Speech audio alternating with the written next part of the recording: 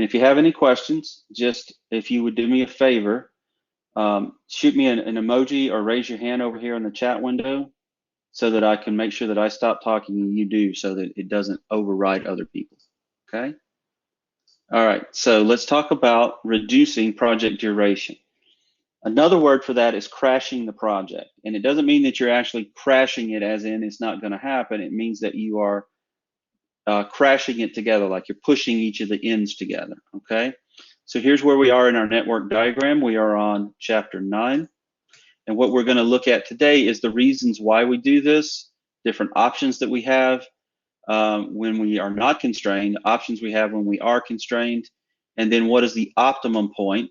Finally, we're going to look at the risk associated with it and look at different options for that, okay? Okay, so now, why do we do this? Because time is money. The longer it takes for your project to get to completion, the more money it's going to take. Remember your project management triad. You have time, cost, and technical skills. So the more time it takes, the more money it's going to take, right? And so reducing the time of a critical activity is the one that's going to incur additional cost. So for instance, if it's on the critical path and you want to crash that, you're going to have to pay overtime.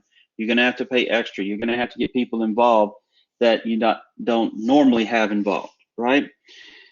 And so another reason why we do this is that we might have a due date that we absolutely do not have anything else that we can move beyond. So, for instance, we have to get the product to market. We're designing a new t-shirt and it has to get out on the store shelves. Or we're reducing the project right now. Let's see, General Electric and General Motors have been tasked by the federal government with creating and making new ventilators. Now, they don't have to design the new ventilators, but the project there would be, we have to make 100,000 ventilators to meet this demand. That, for them, would actually be a project because it's not something they normally do. It's a one-off event, right? And so on and so forth. And so in that regard, they have to get it done as quickly as possible. And if they don't get it done, then that's going to cost lives, right? So another reason why we might want to implement that is because we have some sort of unforeseen delay, or we need to have, we need to build goodwill amongst the public. So right now, General Motors and all of those people doing that are actually being praised by the public, and their stock price is going to go up once we're through all of this because they were able to do that, right? So here's something that we need to take a look at. So what I've done here is given you a graph. So let's go over that graph together. And as we move through the project, our direct costs will go down. As we go across the project, the direct costs will go down. The more we do in the beginning, the less it costs us at the end. But our indirect cost will go up, okay? The indirect cost will go up. And so the optimal point for us to be at would be where the direct and indirect cost cross, the equilibrium points. Where we are right now is at the bottom or the minima of this curve. So those of you who took high school calculus, you'll remember that you minimize your costs where this curve is at the bottom. The problem is right now, that is not at equilibrium. And so what we want to do is reduce the project cost so that this piece moves to the left and it is at equilibrium. Right now, our indirect costs are eating us up, and so we need to reduce that so that it's at equilibrium. So far, so good? Okay, so let me stop here and let me point out a couple of things and then I'll take questions, all right? So when you crash a project, the time decreases, but cost increases. Let me say that one more time. When you crash a project, the time decreases, but the costs will increase. And therefore, time and cost are inversely related. You got me? So let me say it one more time. Put a star beside this. The time will decrease, cost will increase, so they are inversely related. You got it? Okay, so So here are some of the options for actually accelerating this. You can add resources. You can hire more people, right? When the resources are not constrained, when you have unlimited resources, then you can schedule overtime. You can have a core team for the project, right? You can do it fast and correctly. So get it done and then go back and do it again. Unfortunately, that's not always the case. So sometimes your resources are constrained. All right. And so when the resources are constrained, you have to do other things. So the way you do that is you can make your project team more efficient. You can build them better. You can use fast tracking. Say this project takes priority over other things. You can reduce the project scope, right? You can compromise the quality. So when we're making these ventilators, do you think, and let me hear from the class here, do you think when we're making ventilators that the resources are constrained or not constrained? Constrained, not constrained. Do we have unlimited resources to make ventilators for the US right now? No, I wouldn't say. So then the resources are constrained. Make sense? And Yeah. as the resources are constrained, like we could schedule overtime and I'm sure that they'll be paid and compensated accordingly, right? We could outsource the project, but who would we outsource it to? China? Italy? No one. Who could we outsource to? Nobody, right? So what do we need to do? We need to be more efficient, right? We need to fast track. So you've heard this thing called the DPA, the Defense Production Act, right?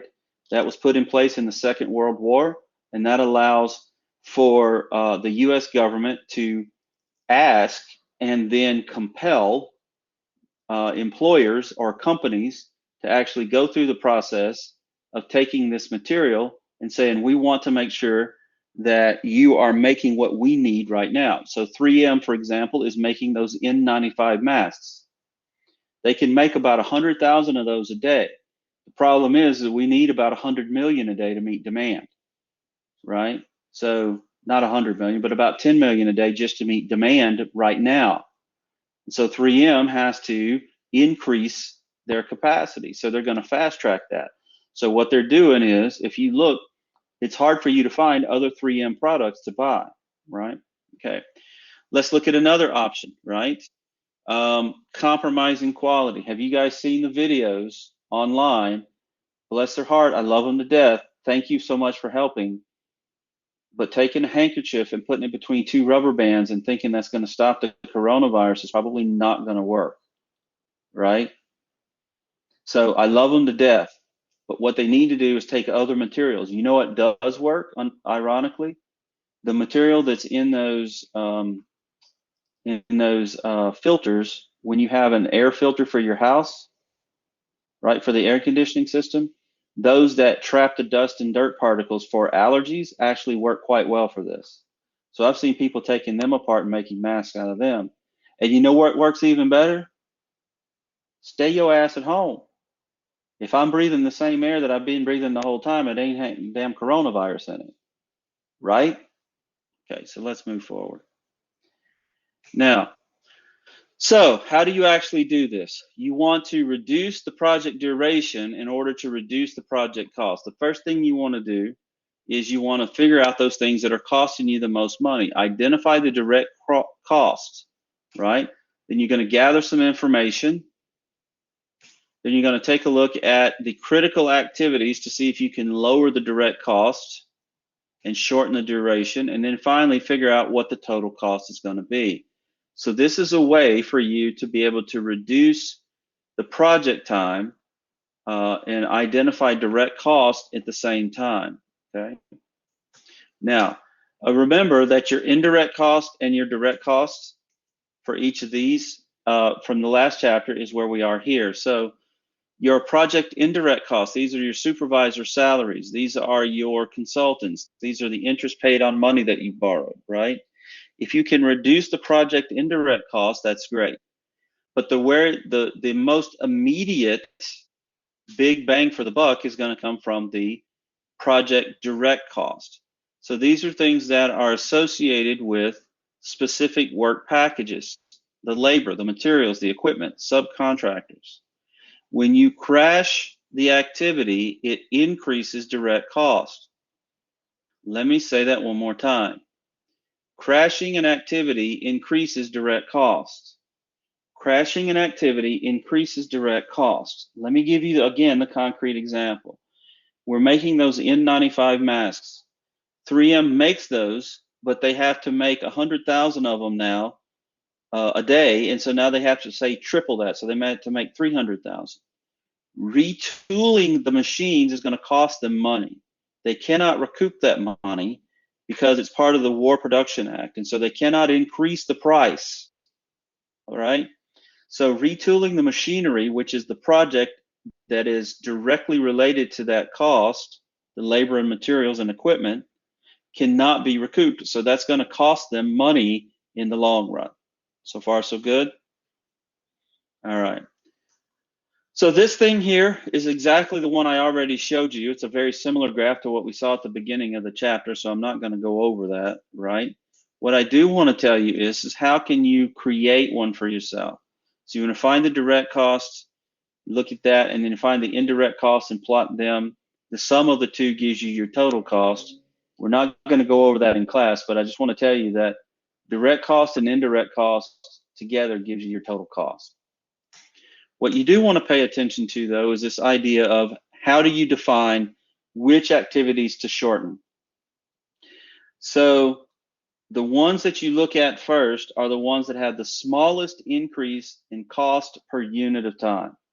Smallest increase in cost per unit of time. All right. And so you have to look at some assumptions. That basing that on there, you're going to say that the relationship is linear. Increasing the cost will decrease the, increasing the unit of time will increase the cost in a linear fashion. All right. Next thing is that it's just a normal time cost flow. It's not, there's no curves or inefficiencies built in. The next thing you look at is the fact that the crash time is limited. You can't go negative on that, and you can't crash it indefinitely, right? You can't reduce the time indefinitely. And then the slope of the graph that I'm going to show you represents a constant cost per time. And then any accelerations must occur within the normal crash time. So here's what we're talking about. If you look where your normal point is, 10 days of activity would cost you $400, right? So normally you would say that, okay, 5 days of activity would cost you $800. Now where we're getting that is that we're taking this from 10 to 5. We're still doing 10 days worth of activity, but we're doing it in 5 days.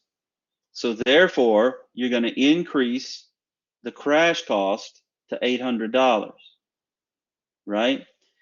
Here's where the math comes in. The activity cost at 400 times 10 is still $4,000 total. You're doing the double amount of work, but you're doing it in half the time.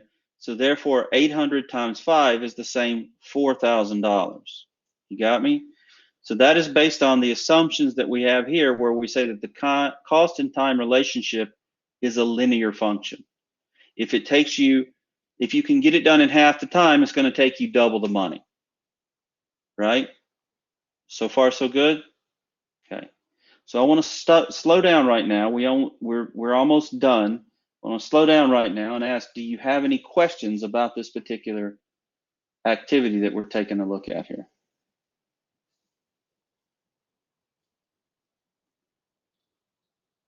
Okay. All right, so if we don't, let's move on, right? And we're going to move past these things because they're not important, right? What I do want you to think about are some practical considerations here. Using a graph helps. It helps you to visualize and understand the process, all right? You also have to think about your crash times. You cannot crash the project and exceed the time limitation. There's only 24 hours in a day. There's 7 days in a week, 365 days in a year, so on and so forth. And so because of that, you have to think about this in a linear fashion. Okay. Think about the choice of activities. Which ones are you going to crash first? The ones you want to crash are the ones that are on the critical path, right? And then you want to think about the decisions and sensitivity, like how is that going to make a difference for you down the road? Okay.